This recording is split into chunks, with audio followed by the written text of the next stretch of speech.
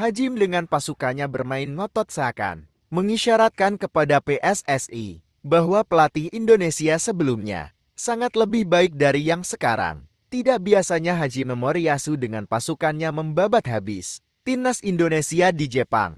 Padahal pertemuan sebelumnya dan partai-partai Jepang lainnya tidak sengotot itu. Ini seakan ada yang mau disampaikan pelatih Jepang ke PSSI, sangat berbeda dengan prediksi kita bahwa permainan akan agak santai dan Jepang akan membiarkan Indonesia menjalankan skemanya. Tapi ternyata apa? Dari menit awal Jepang langsung menyerang habis-habisan pertahanan Indonesia dan membuat pertahanan Indonesia kalang kabut dan akhirnya Indonesia dibantai 6 gol tanpa balas. Dilihat gestur yang diperlihatkan Hajim, kami yakin ia ingin membuktikan bahwa Indonesia yang dilatih PK sekarang lebih buruk dari STY.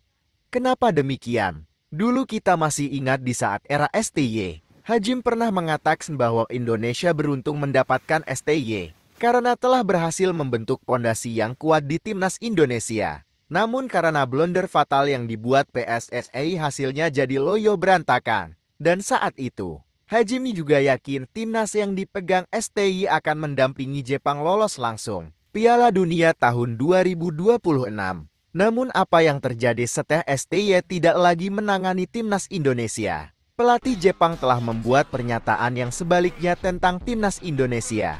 Ia tidak menganggap bahwa timnas Indonesia memiliki fondasi yang kuat. Selain itu, menurut pelatih Jepang, timnas Indonesia masih memiliki banyak kelemahan dan kekurangan, terutama dalam hal kemampuan dan pengalaman bermain. Ia juga menyatakan bahwa timnas Indonesia masih perlu melakukan banyak perbaikan dan peningkatan untuk dapat bersaing di level internasional. Pernyataan pelatih Jepang ini dapat dianggap sebagai tantangan bagi timnas Indonesia untuk membuktikan kemampuan dan kekuatan mereka. Timnas Indonesia harus bekerja keras untuk meningkatkan kemampuan dan kinerja mereka, serta memperkuat fondasi tim untuk dapat bersaing dengan tim-tim lain di level yang berbeda. Padahal sebelumnya menurut pelatih, Jepang Indonesia sudah memiliki fondasi untuk menjadi tim yang bisa bersaing di level internasional. Tapi sekarang pondasi itu seperti hilang dan Indonesia kembali ke setelah pabrik. Bahkan pengamat sepak bola yang selalu netral Bung Binder berkomentar.